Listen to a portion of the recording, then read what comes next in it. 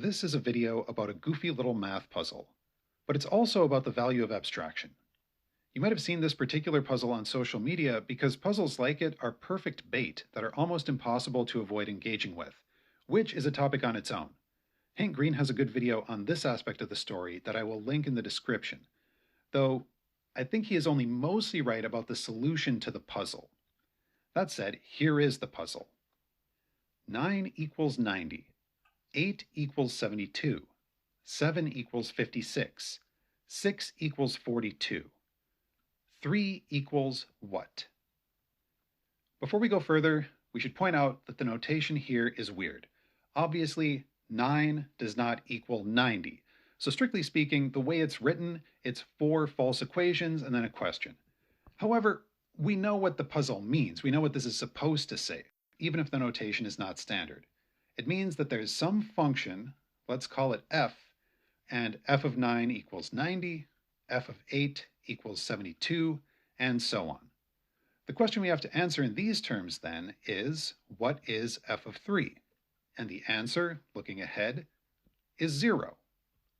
To be honest, I don't really care what the particular answer is, but the way to prove that the answer is 0 reveals the truth of a powerful secret. Sometimes going more abstract makes things simpler and more down to earth. This is especially true in math. I know people tend to think going more abstract is more confusing, and it's not uncommon to hear, "This is too abstract, I don't know what's going on. I need things to be more concrete." However, sometimes exactly the opposite is true, and I think this is one of those cases. This time, going more abstract gets all the confusion out of the way and gets us straight to the answer.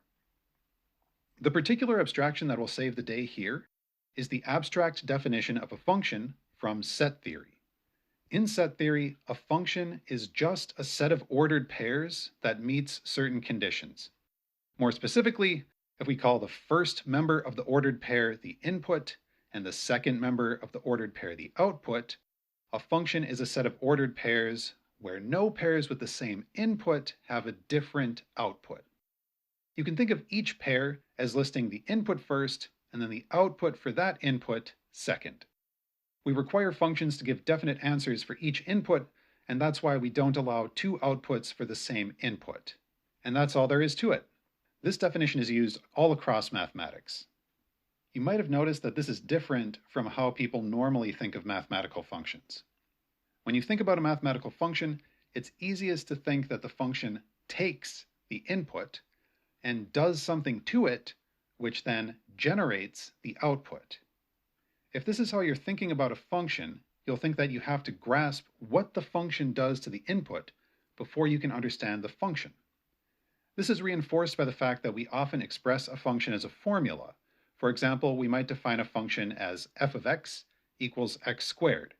It's easy to think of this function as taking the input x and multiplying it by itself to get the output. If we're stuck with this picture of functions, though, then when we confront this meme math problem, we'll be asking ourselves, what is the function doing to the inputs? That can be a tricky way to think. Don't get me wrong, this way of thinking about functions can be fine a lot of the time, but there are plenty of functions where it will lead to problems, where trying to think of the function as a process applied to the input to get the output only makes things more confusing. Take this function, for example. What is this function? What does it do to the input to get the output? What does it represent? It's hard to answer that. What could this possibly mean? Or how about this function? F of negative 18 equals 2, f of pi equals 0.1, and f of 35,000,002 equals pi to the 23rd power. What is this function doing? Why is it only defined for these three numbers as inputs? For functions like this, going abstract cuts through all the confusing questions about what the function does and leaves you with something much simpler, much more basic, something we can understand. Because taken abstractly, this function isn't really doing anything to the input. The function is just these inputs paired with these outputs. There doesn't have to be any formula, process, or reason for these pairs. They're just paired up. Sometimes we can tell a story about how to figure out which pairs will be included in a function, but fundamentally, the function is just a bunch of pairs, often infinitely many. It is often useful to have a simple formula like f of x equals x squared or something like that. But that's just something we can use to describe some nice functions, a simple way to summarize what pairs the function contains. In this example, it contains each real number paired with its square and nothing else. But the formula isn't really the essence of the function. The function is just a particular set of ordered pairs. The important thing is that a function does not do anything. It's just a bunch of pairs, input paired with output. With the more abstract way of thinking, the whole question of what the function is doing goes away. Now let's go back to our wacky math puzzle from the beginning. What is f of 3? Well, that's just another way of asking, what's the second member of the ordered pair where 3 is the first member? We already know that the function has the ordered pairs 990, 872, 756, and 642. So what goes with 3? Well, if we put 0 in the second spot of an ordered pair where 3 is first, this is a perfectly well-defined function. So the answer is 0. Done. By going more abstract, we've avoided a misleading concrete picture, in this case the picture of the function doing something to the input to get the output, and we've made it clear what's really going on. We're just making pairs. By the way, there's even more ambiguity to this math problem because we don't know for sure that the input to this function is just a single number, just the number on the left. I've been assuming that the input was an individual number, but it could be something more complex, like the whole sequence so far, or something else.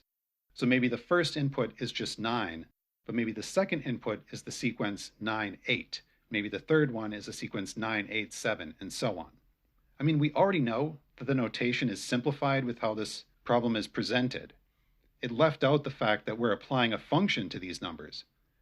So why should we assume that the input is fully specified in the way this is written? It could be more complicated. However, even if the input is more complicated, the answer would still be 0. I'll leave that for you to prove yourself. Anyway, thanks for watching this video.